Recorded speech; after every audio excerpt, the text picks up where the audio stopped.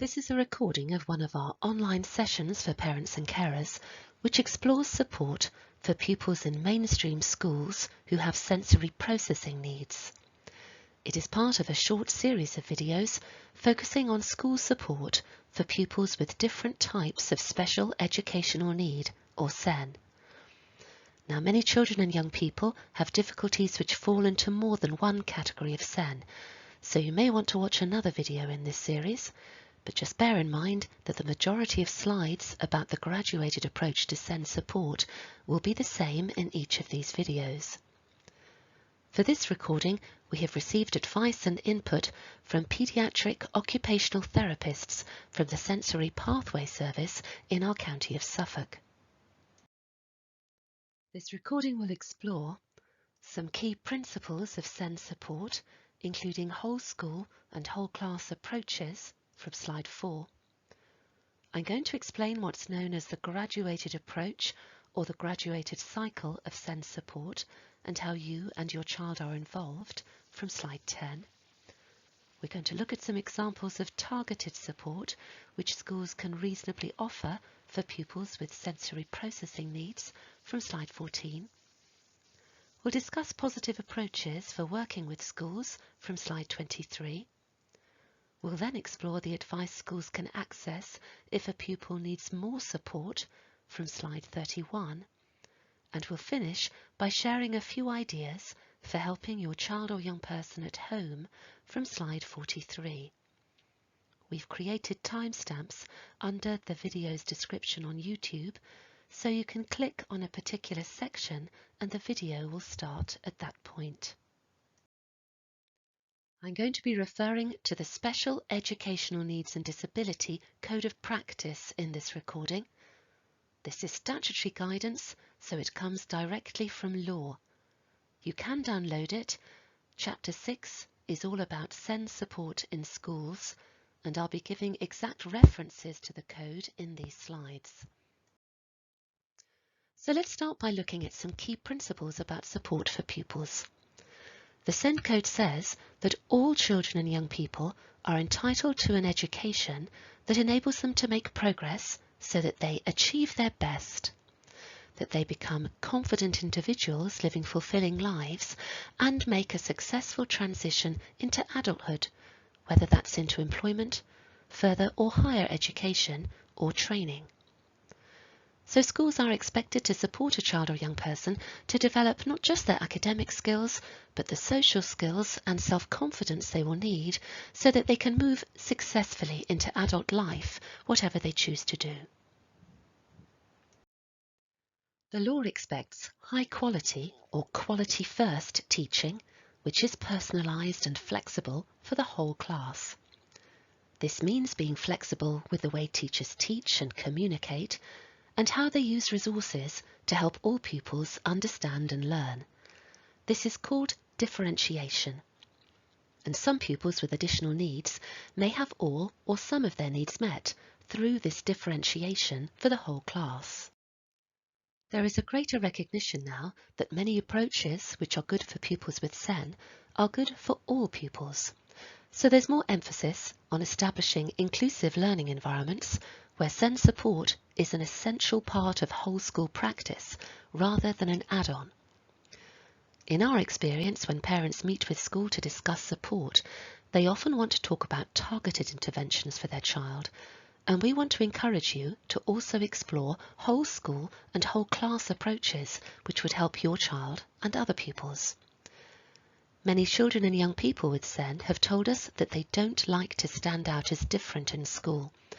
So the more whole school and whole class approaches are able to support them, the more included they will feel. So let's consider some examples now. If we think about vision first of all, there has been quite a bit of research about the impact of very busy classroom displays on the ability to concentrate of all pupils, not just pupils with SEN. There is a balance to be drawn between engaging pupils and overwhelming and distracting them. All pupils can benefit from classrooms which are quieter, less cluttered and less busy. Many children benefit from a quiet space to retreat to concentrate or to self-regulate, both at school and at home. This could be a comfy corner or a dark den or similar. Some schools are able to provide a quiet room where pupils can go at playtimes, and this is quite common at secondary level and in larger primary schools. Some pupils with sensory processing differences may find certain smells intense, distracting and overwhelming, and this can lead to agitation. Schools could encourage staff to avoid wearing scents at work and ensure the learning environment is as fragrance-free as possible, including avoiding air fresheners and strong-smelling soaps. You could encourage your school to explore whole-class calming and organising activities.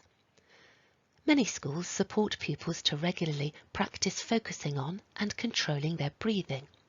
This doesn't cost anything, is really easy to fit into a class schedule, and is a really important life skill which you can also practice with your child at home. We know of schools teaching pupils to practice what's known as the box or window breathing technique, which you can see on the left of this slide. The Psychology and Therapeutic Services in Suffolk have produced a video which includes demonstrating a simple 5-finger breathing technique which can be used anywhere and can be done discreetly without drawing any attention. Schools may be able to offer yoga or Tai Chi classes, but if this isn't possible, then opportunities to stretch in class could be encouraged. These kind of activities can provide a calming effect and can regulate sensory input for children and also adults. Now, we've talked about the fact that whole class and whole school adjustments may meet the needs of some children with additional difficulties, but there will be others who will need more help. They may have a special educational need identified, which means they need support which is additional to or different from the support made generally for other children or young people of the same age.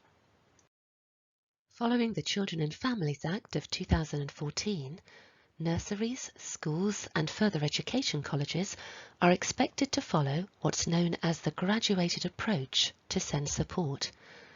This involves a 4-stage cycle of assess, plan, do and review, and we're going to look at each of these stages in turn in this recording. Schools must inform you when they are making special educational provision, which means support, for your child. Now, the first stage in the cycle is assessing your child's needs, and this is where the setting draws on their understanding of your child's progress and attainment, draws on the views of you and your child, and if relevant, the advice of external services. The SEN code is clear that schools should take seriously any concern raised by a parent. The second stage is where support for your child is planned, and here the teacher, often with the Special Educational Needs Coordinator, or SENCO, explores and agrees with you, and as far as possible with your child, what support and interventions they will offer based on what your child needs to be able to do, which is often referred to as outcomes. The plan can also include how parents can be involved in supporting this process. It should be clear what impact is expected from the support strategies and also a date for reviewing these to check that they are working. All teachers and support staff, including teaching assistants and lunchtime supervisors, should be made aware of this support plan and it should be recorded. So even though there is no longer a requirement for an individual education plan or IEP, you can ask for a copy of the support plan. Schools can record your child's needs and support in different ways. They might use resources like pupil passports or one-page profiles like the templates you can see on screen. Whatever form is used, what is important is that you and your child have been fully involved and fully understand what has been agreed. In order to engage with the support, your child needs to understand what the point is, in other words, what they will be able to do with the help. And they need to know what the support will look like so that they can be prepared for what to expect. And you need to be clear so that you can support your child to work with school. Now we're just going to pause for a moment to think about the kind of support that schools might reasonably explore with you. Remember though that these are just examples. Every child is different and will present with different needs, so this is just to help build your overall understanding and confidence when talking to schools. It can be helpful to discuss with school where your child is seated in the classroom. Many children with sensory processing differences may benefit from sitting away from a window or a door which has a lot of movement outside, as this can be distracting. Ear defenders may help some children at particularly noisy times in the school day. It's best, however, if these are only used for short periods, as they can cut out key sounds and information, and children can become reliant on them. For regular activities like assembly and lunch times, it can be overwhelming for a child or young person with sensory processing needs to enter a room where noise levels are high. So you could discuss with school the possibility of your child arriving a little early to gradually experience and acclimatise to the increase in sound. Entering or leaving a class a little before others can also help pupils cope with the busyness and noise of school corridors.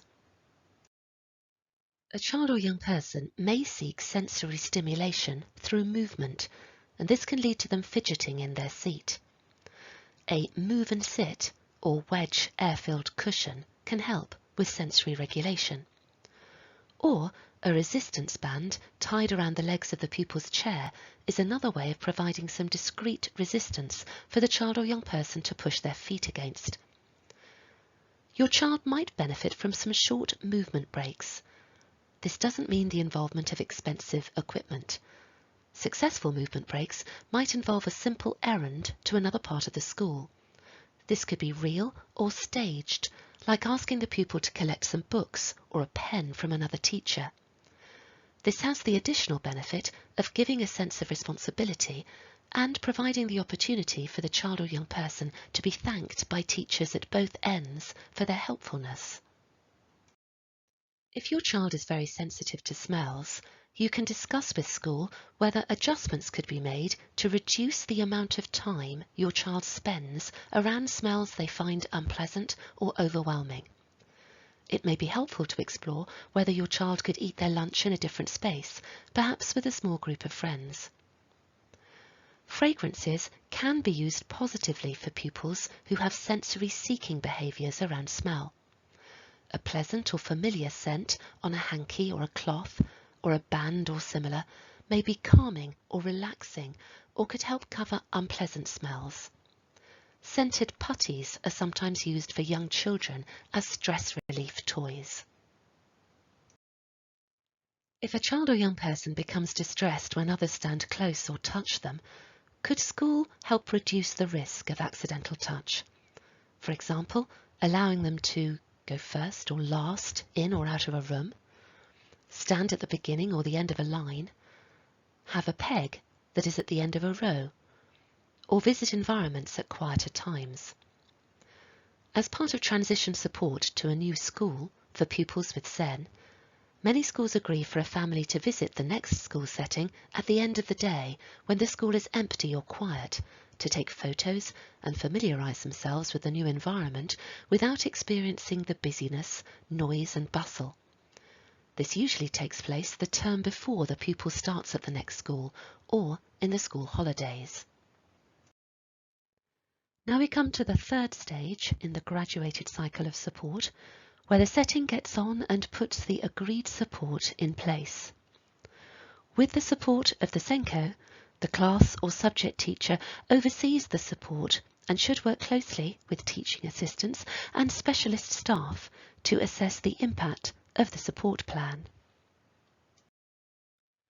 The law is clear that schools must use their best endeavours to make sure that a child with SEN gets the support they need. This means doing everything they can to meet children and young people's SEN. However, this doesn't mean that they all have to offer the same strategies, and the culture and physical environment of a school can influence this. Every child is different, and sometimes schools may need to try different ideas before they find what works best for your child. So if a setting is unable to offer a particular strategy that you or your child requests, it's important to ask, what can they offer instead that will have a similar impact to meet your child's needs? What is key is that they are doing all they can to meet your child's individual needs. The final and very important stage in the graduated cycle is the review, where the setting evaluates the impact and quality of the support, deciding on any changes with you and your child. So you will be looking at what has worked well, what has not worked as well as expected, and what the setting can do next to try and help your child make better progress. The SEN code says that parents should have clear information about the impact of the support and interventions provided, enabling them to be involved in planning the next steps. So just to be clear, for nurseries and schools, the SEN code says that parents and pupils should be involved in 3 stages of the graduated cycle: in assessing your child's needs, in exploring and agreeing the plan of support, and at the review. As the SEN code states, parents should be fully aware of the planned support and interventions. For further education settings, the emphasis will be on exploring and agreeing support directly with the young person. However, the SEN code states that parents should be involved, particularly for those aged 16 to 18 years. The SEN code also says that parents know their children best, and it's important that all professionals listen and understand when parents express concerns about their child's development.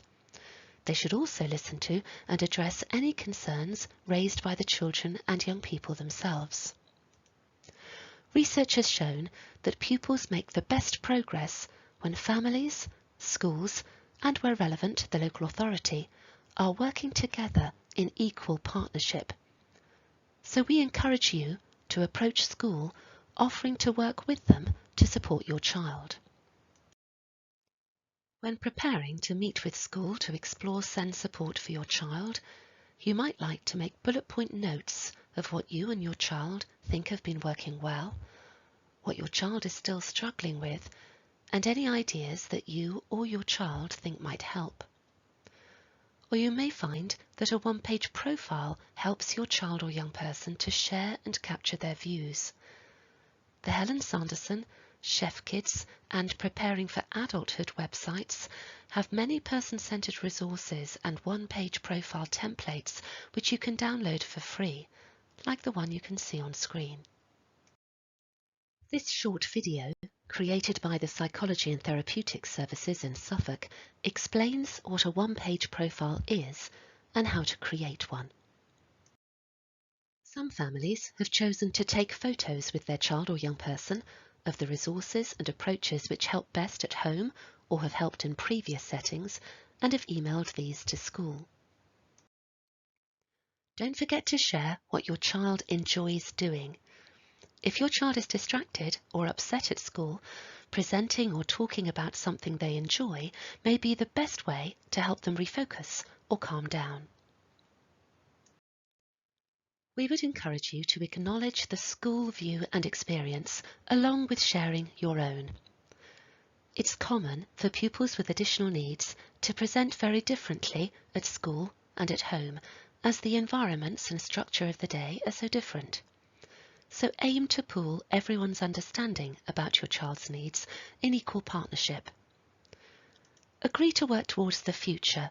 Try not to dwell on past problems. It's helpful to spend the majority of your discussions on exploring solutions together. And before your meeting ends, check back and record any agreed actions, or ask the school to email a record to you. Make sure that you all have the same perception of what has been agreed, who is responsible, and what the reasonable time frame is for these actions to happen. We can offer a session for parents and carers called Working with Schools, which explores practical and solution-focused approaches for preparing for and managing meetings and conversations with school or the local authority. It's helpful for you to be aware of the school's SEN information report.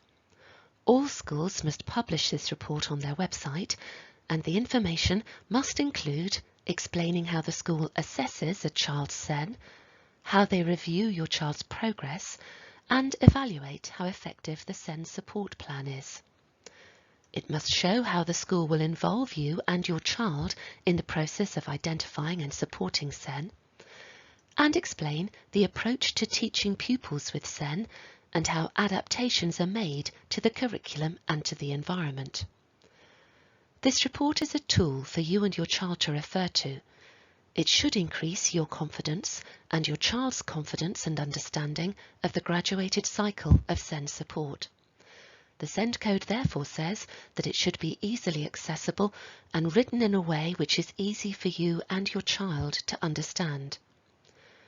When your child is moving to a new school, the SEN information report will be a good starting point to help you to find out more about the SENCO and the school approach to SEN support. SEN support should include planning and preparation for the transitions between different phases of education and preparation for adult life. You may find our training sessions and videos around transition helpful, along with information and frequently asked questions on our Sendias website. Now, we've talked about the fact that the law expects the needs of the majority of pupils with SEN to be met through the 4-stage cycle of SEN support. But sometimes, despite a setting's best endeavours and trying different strategies of support, a child or young person might still struggle with their learning and require more support. The SEN code says that where a pupil in school continues to make less than expected progress, despite evidence-based support and interventions matched to the pupil's area of need, the school should consider involving specialists.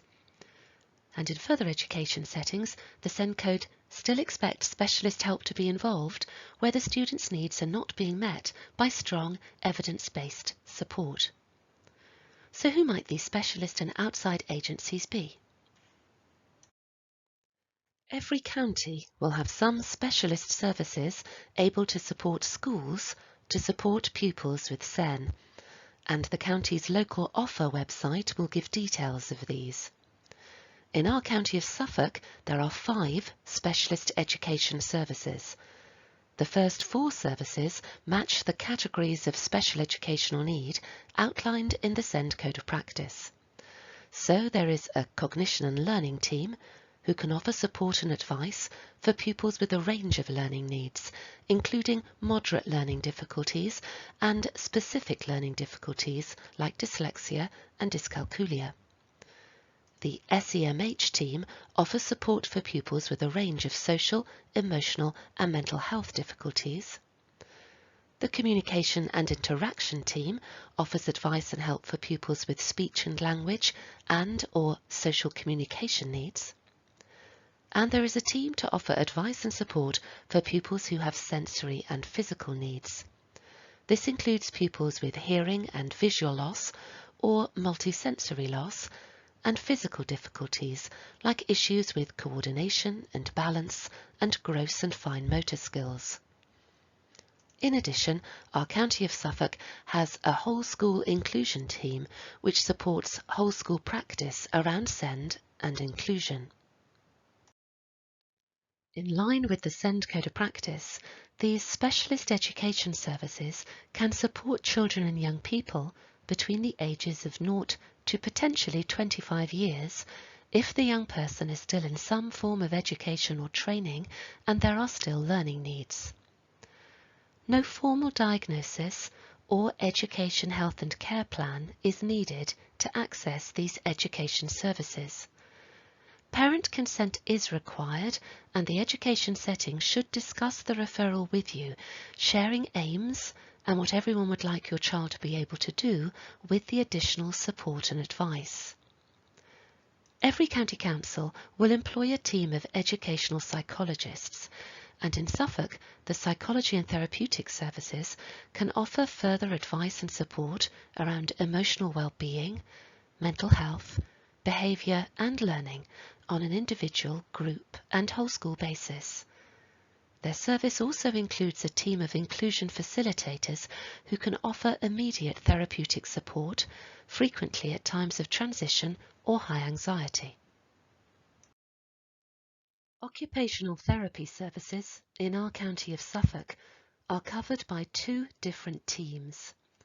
The Integrated Community Paediatric Services provide occupational therapy services for the west, south and southeast of Suffolk within the borders of the map shown on screen. Advanced paediatric occupational therapists in their sensory pathway service can offer a free sensory workshop for schools with an accompanying resource pack. This is their universal offer for schools in the west, south and southeast of Suffolk. Attendance is encouraged from all school staff, not just teachers and SENCOs. The sensory workshop aims to increase their knowledge, to help them understand and meet the needs of children with sensory processing differences. Their service can also offer a sensory screen with the possibility of sensory assessment for pupils referred by the Inclusion Practitioner Team. So let's explain what this team is and how they work now. Earlier, we explained the Specialist Education Services. A weekly panel considers referrals from schools to identify the most appropriate specialist education service to take things forward for the pupil. Where a school has done all it can to support a pupil, including previously accessing the help of a specialist education service, the Inclusion Practitioner Team may become involved. Their team sits within the whole school inclusion service and they cover the whole of Suffolk. They work with a multi-agency team of practitioners from education, health and social care. They will work with the family and the pupil to plan next steps, and this could include the involvement of health practitioners like occupational therapists with training and expertise around sensory processing. These occupational therapists can provide a sensory screen with the possibility of sensory assessment depending on the individual needs of the child or young person. The James Paget University Hospital Trust provides occupational therapy services in the north and northeast of Suffolk. The occupational therapy team is based at the Newbury Clinic. The clinic accepts referrals from health professionals. Parents and schools can work together to complete a sensory profile to send to the OT team. Results are then documented in a report with advice to support the child around the sensory difficulties they are experiencing. Advice can be offered to support the child with specific sensory difficulties over a 3-month period. If a child or young person may need support which goes beyond the resources available to settings for SEN support, it may be helpful to request what's called an Education, Health and Care, or EHC, needs assessment. These assessments help identify the education, health and care needs which are making it difficult for a child or young person to learn, and will identify the support which may be required to meet those needs. A parent or young adult between the ages of 16 and 25 years can request an EHC needs assessment at any time. We have lots of information and videos about the EHC process on our Suffolk Sendias website and YouTube channel, which you might find helpful, along with further information about inclusion and equality for children with special educational needs, disabilities and medical conditions. We're going to finish this recording by sharing a few ideas which may help your child or young person at home. The Childline website has a calm zone with resources and videos which you may find helpful. You may also like to make your own calming kit for your child. You could include things like putty or Play-Doh, used much like a stress ball, or a ball which can massage hands, feet or arms, maybe a fidget toy or a soft blanket or soft toy, or any other items which your child will like. The kit is personal to them and you could put it together with your child. As they get older, young people can still benefit from a calming or self-soothing box or kit. The organisation Young Minds has a web page explaining how to make a self-soothe box, which includes a video of young people describing what they find helpful in their own boxes. Sheffield NHS has a wealth of information and resources on the sensory processing difficulties section of their website. Resources include a range of videos which you might like to explore. The Humber Sensory Processing Hub within Humber NHS services also offer a lot of information, advice and resources which may help you.